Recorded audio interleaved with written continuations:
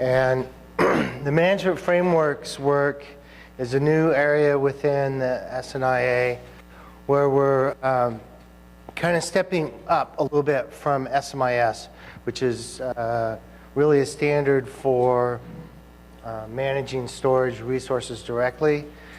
Frameworks is a way to sort of put some interoperability points in the actual management client and set it down in the things that are being managed. So that's what I'm going to talk about today. And this is, or elements of this are taken from the tutorial that I give at the Storage Networking World shows every 6 months as well.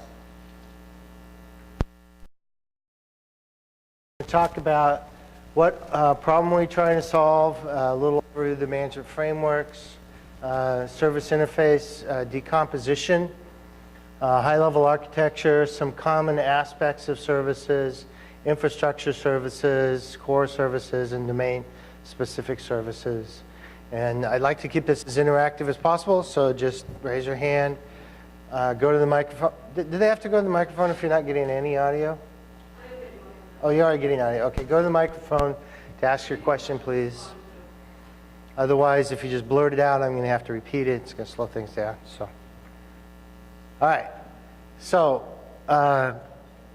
SIM and WebM and SMIS have laid a good foundation in the agent tier, but each management client still needs to create a large amount of infrastructure code before they can add value. What that means is when you go to create a new management client, you spend a lot of time in there with the database, with collecting things, with creating topology, with creating your internal model inside your application, opening up connections to all the agents and so forth.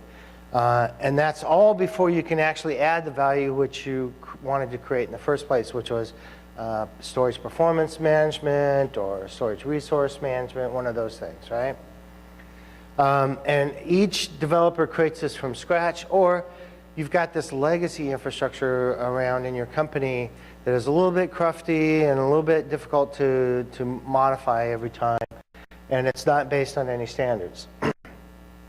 So when you do create some function in your client, it really can't interoperate with and build upon other client functions unless you're using your own stuff and you already know how to use it, right?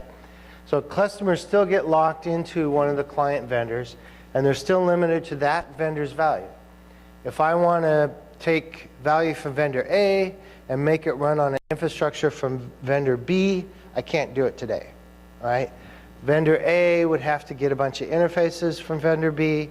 He'd have to port his application over to vendor B, and then he could run his value in vendor B's infrastructure.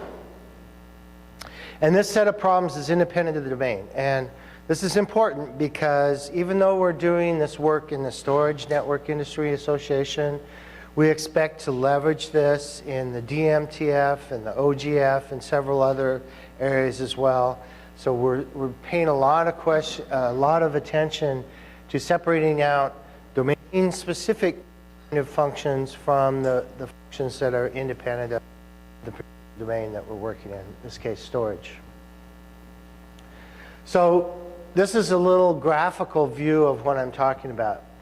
When somebody creates a management client, they create a bunch of common functions here that interact with the agent tier and build upon that interaction, right? For all the management clients across the industry, how many engineers do we have tied up in just keeping track of the infrastructure?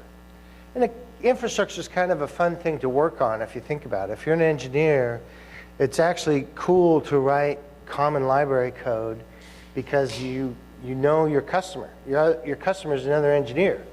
They're going to use your library functions, right?